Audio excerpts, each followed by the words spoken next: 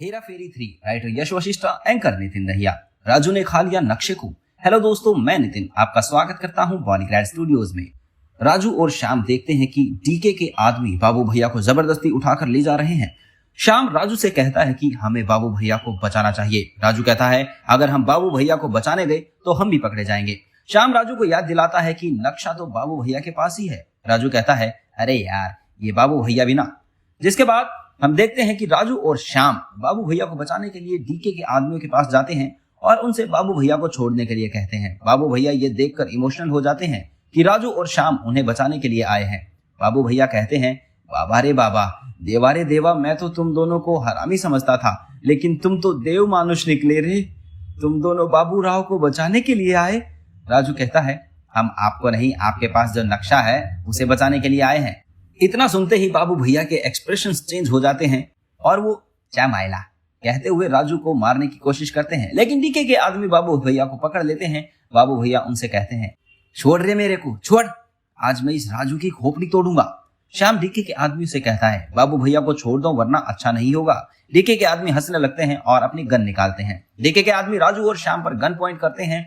वो उन तीनों को कार में बैठाकर अपने बॉस डीके के पास जाते हैं।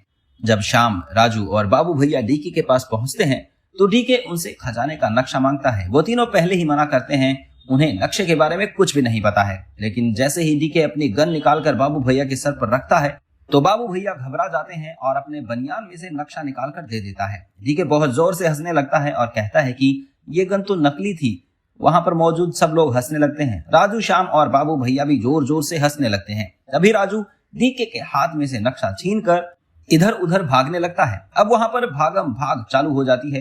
कभी नक्शा राजू के हाथ में होता है, कभी श्याम के पास तो कभी बाबू भैया के पास। कुछ देर तक चली इस भागम भाग के बाद डीके अपनी गन निकालकर राजू के ऊपर तान देता है। बाबू भैया हंसते हुए कहते हैं अभी तूने ही तो बताया था ना कि ये गन नकली है, तो अब इससे डरेंगे थोड़ी ना।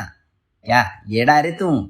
डीके अपने चेहरे पर स्माइल लाते हुए बाबू भैया के पैरों के पास गोली चला देता है। जैसे ही गोली चलती है तो वैसे ही बाबू भैया डर की वजह से कूदकर बाबू भैया श्याम की गोद में आ जाते हैं। बाबू भैया कहते हैं ये राजू, तू इसको नक्शा दे दे रे बाबा, दे दे। राजू थोड़ी देर सोचता है और उस नक्शे को फाड़ कर खा जाता है। बाबू भैया, श्याम और डीके शॉक हो जाते हैं। डीके शॉक में कहता है ये तूने क्या कर दिया, और राजू के सर पर गन तान देता है। राजू कहता है अगर तुमने मुझे मार दिया तो तुम्हें खजाना कभी नहीं मिलेगा। डीके कहता है वो तो वैसे भी नहीं मिलेगा क्योंकि तूने नक्शा खा लिया है। राजू कहता है नक्शा है। डीके कहता है कि कहां है? तो राजू कहता है कि नक्शा उसके दिमाग में है। राजू आगे कहता है कि उसने नक्शा पढ़ लिया था और उसे अच्छे से पता है कि खजाना कहां है, लेकिन वो खजाने के रास्ते तभी बताएगा जब उसे भी खजाने में से हिस्सा मिलेगा। डीके थोड़ी देर सोचता है और इस बात के लिए मान जाता है। अब हम देखते हैं कि वो लोग मिलकर मुंबई के बाहरी इलाके के एक खंडर में जाते हैं। डीके राजू से पूछता है कि खजाना कहाँ है, तो राजू नक्शे से थोड़ा याद करता है और डीके से जगह की खुदाई करने के लिए कहता है। डीके अपने आदमियों से उस जगह पर खुदाई करवाता है। काफी देर तक खुदाई करने के बाद वहां से एक बॉक्स निकलता है। जब डीके उस बॉक्स को खोलकर देखता है तो उसमें गोल्ड कॉइन्स और ज्वेलरीज होती है। ये देखकर सबकी आंखें फटी की फटी रह जाती हैं। बाबू भैया अपनी धोती फैलाते हुए डीके के पास जाते हैं और उससे कहते हैं ला भाई ला, जल्दी से मेरा हिस्सा ला। डीके एक शैतानी हंसी के साथ कहता है कि तुमने मुझ पर यकीन भी कैसे कर लिया, मैं तुम्हें खजाना दे दूंगा।